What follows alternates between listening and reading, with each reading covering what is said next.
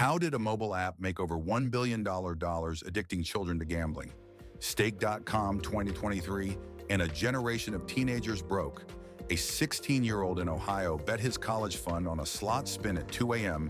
and lost everything in 4 seconds.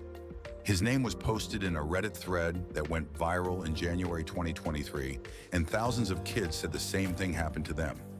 The app they all used was Stake.com, the fastest growing online casino on earth. Stake processed over $2.6 billion in bets every single week by 2022. Its founders were two Australians in their 20s who built it from a Gold Coast apartment in 2017. By 2023, those two men were billionaires, and regulators in 15 countries were asking how it happened. To understand how Stake turned children into problem gamblers, we have to go back to the Gold Coast in 2017. Two friends were about to build a machine specifically engineered to keep you clicking long after you should stop, and they were going to do it using something most adults had never even heard of. Craven was 22 years old in 2017, a software developer with no background in the gambling industry. His co-founder, Bijan Tehrani, was equally young, equally ambitious, and equally untested in any regulated industry. They were obsessed with cryptocurrency, specifically Bitcoin and Ethereum, which were exploding in value throughout 2017. Their insight was simple and devastating. Crypto made gambling almost invisible to parents, banks, and governments. Traditional credit card companies blocked gambling transactions for minors, but a Bitcoin wallet had no such protection. In 2017, online gambling was a $45 billion industry dominated by slow, boring interfaces designed for middle-aged men. Craven and Tehrani saw a massive gap. Nobody had built a gambling platform that felt like a video game. They hired game designers from the mobile gaming industry, people who understood dopamine loops and reward mechanics. Stake launched in 2017, accepting only cryptocurrency, no credit cards, no bank transfers, and no identity verification. That last detail, no identity verification, was not an oversight. It was the entire business model, a deliberate engineering of a loophole big enough to drive $1 billion through. The Curaçao gambling license Stake operated under required almost no consumer protection by international standards. Curaçao was the Wild West of gambling licenses, a Caribbean island jurisdiction that asked very few questions.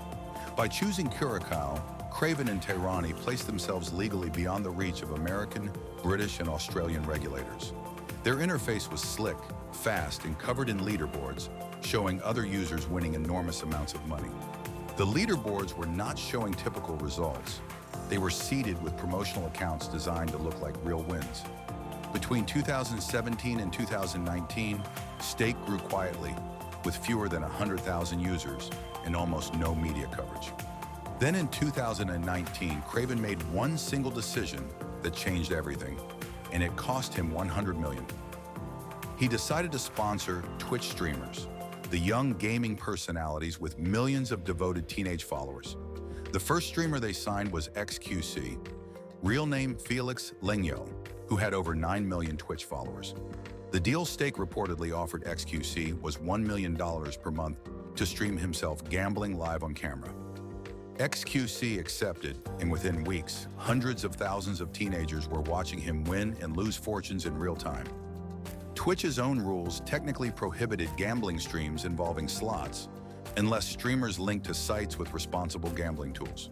Stake was not one of those approved sites, but streamers promoted it anyway, and Twitch did almost nothing. By mid-2021, Stake had signed more than 40 Twitch streamers to gambling sponsorship deals worth a combined $100 million. The strategy was surgical. Target the exact platforms where 13 to 19-year-olds spent the most time online. Stake also moved on to YouTube, paying creators to produce wins compilation videos that showed only the best outcomes. These videos deliberately omitted the hours of losses preceding each win, a practice later called loss editing by researchers. A 2022 academic study from the University of Bristol found gambling content on YouTube had grown 2,000% since 2018. The majority of the top-performing gambling videos were sponsored directly or indirectly by Stake.com. Stake's user base exploded from roughly 500,000 in 2020 to over 5 million registered accounts by the end of 2021. Revenue reached an estimated $2.6 billion in weekly bet volume by early 2022, an almost incomprehensible number. Ed Craven became Australia's youngest billionaire at age 27, with a net worth estimated at $3.6 billion. He purchased a $39 million mansion in Melbourne and a $20 million super yacht before turning 28. Meanwhile, in thousands of bedrooms across America, teenagers were opening crypto wallets specifically to fund stake accounts. The average age of a new stake user in 2022 was estimated by one internal review to be just 19. Gambling disorder researchers at Harvard Medical School flagged stakes growth as a public health emergency in early 2022. Dr. Howard Schaffer at Harvard wrote that the design of sites like Stake exploited developmental psychology in adolescence. The teenage brain, still forming until age 25, is uniquely vulnerable to dopamine reward cycles driven by unpredictable wins. Stake's interface was built around a slot mechanic with audio and visual feedback specifically calibrated to that vulnerability. The platform used near-miss programming, where users would land two matching symbols but just miss a third, constantly. Near misses are scientifically proven to increase gambling behavior more than actual wins, a fact stakes designers absolutely knew. The site also removed clocks, minimized loss notifications, and auto-reloaded your balance after every single depleted round. Then on September 20th, 2022, one of Twitch's most beloved streamers, named Sliker, was exposed for a devastating scam. Sliker, real name Ibrahim, had borrowed over $200,000 from fans, friends, and fellow streamers to fund his stake addiction. He had told fans he needed the money for emergencies, while secretly feeding every dollar directly into stake. The Sliker revelation triggered an immediate and furious backlash against gambling sponsorships across the entire Twitch platform. Mega streamer Pokimane called gambling streams predatory on September 21st, 2022, and her clip was viewed 12 million times. These streams are harmful.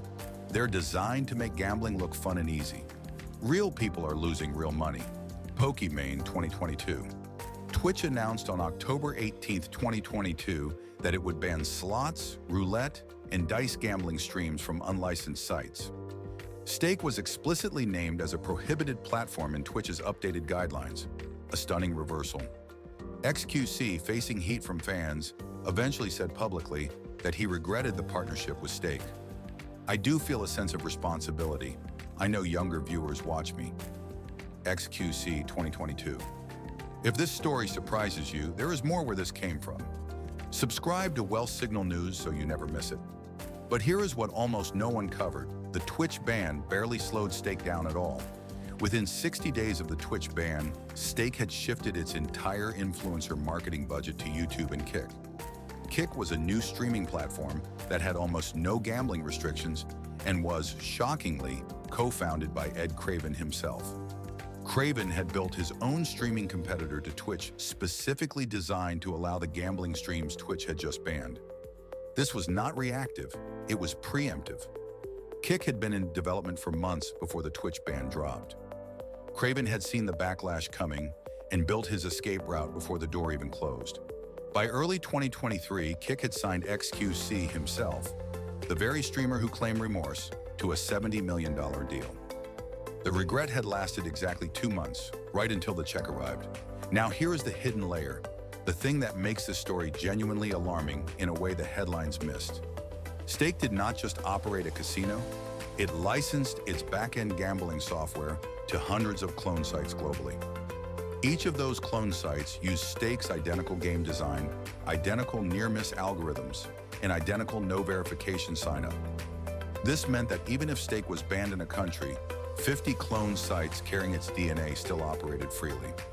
Investigators in Australia discovered in 2023 that at least 340 unlicensed gambling sites were running on Stake's licensed platform. The Australian Communications and Media Authority identified 340 illegal gambling operations, many targeting children under 18. In the United States, the DOJ and the FBI had separately opened inquiries into whether Stake violated the Wire Act. The Wire Act of 1961 prohibits interstate gambling operations, and Stake was serving American users from offshore servers. In 22 and 23, Stake.com reached a pivotal and stunning moment when it signed the biggest sports sponsorship deal of its existence. Stake became the front of jersey sponsor for Everton Football Club, one of England's oldest Premier League teams.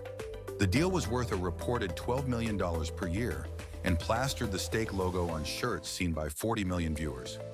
UK gambling reformers called it unconscionable, noting that millions of children watching Premier League games would see that logo every week. The UK government, under enormous pressure, voted in April 2023 to ban gambling logos from the front of football jerseys.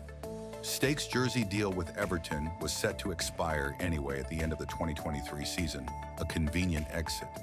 But the damage, the brand exposure to tens of millions of young sports fans, was already done. This matters to you right now because online gambling is the fastest growing addiction among people under 25 worldwide. The National Council on Problem Gambling reported a 30% increase in calls from gamblers under 25 between 2020 and 2023. The vast majority of those callers cited online crypto gambling apps, with Stake.com cited most frequently. If you are a parent, your teenager does not need a credit card to fund a gambling account today. They need only a phone, a free crypto wallet app, and $20 from their lunch money to start. The American Gaming Association estimated in 2023 that illegal offshore gambling sites took in $150 billion from US users. None of that money has consumer protections, age verification, problem gambling safeguards, or any recourse if you are cheated. In April 2024, the US Senate Commerce Committee launched a formal investigation into Stake.com and its marketing to minors. Senators demanded Stake provide data on the number of users under 18 who had accessed their platform. Stake has not, as of this writing, fully complied with that request. The question regulators are now asking is whether the entire architecture of Stake was a calculated predatory design, not negligence. The answer, based on everything we know, is that this was not an accident. Every single architectural decision, from Curacao licensing to crypto-only payments to streamer sponsorships, served one purpose: remove friction for young users. Craven and Tehrani built something that looked like a tech startup and functioned like a predatory financial extraction machine. They called themselves innovators, but innovating in a space designed to exploit addiction is not disruption, it is extraction. The 16-year-old in Ohio who lost his college fund in 4 seconds is not an edge case. There are thousands of him sitting in bedrooms right now, watching kick streamers spin slots at midnight. Stake's weekly bet volume surpassed $3 billion by the third quarter of 2023, despite every regulatory setback. The Twitch ban, the UK jersey ban, the Senate investigation, none of it meaningfully slowed the machine. Ed Craven, as of 2024, remains one of Australia's wealthiest private citizens, with a fortune now estimated at $4.4 billion. His victims, the teenagers with gambling disorders, empty accounts, and no legal protection, have almost nothing. Go back to that Gold Coast apartment in 2017, 2 young men and a laptop, and a simple evil idea. The idea was not to build a casino, it was to build the casino teenagers could not see was a casino. Make it look like a game, feel like a game, sound like a game, and pay influencers to treat it like a game. Then sit back and collect the money as an entire generation's first gambling experience becomes their worst financial mistake. That is what Stake.com built, that is what it did, and that is what it is still doing right now.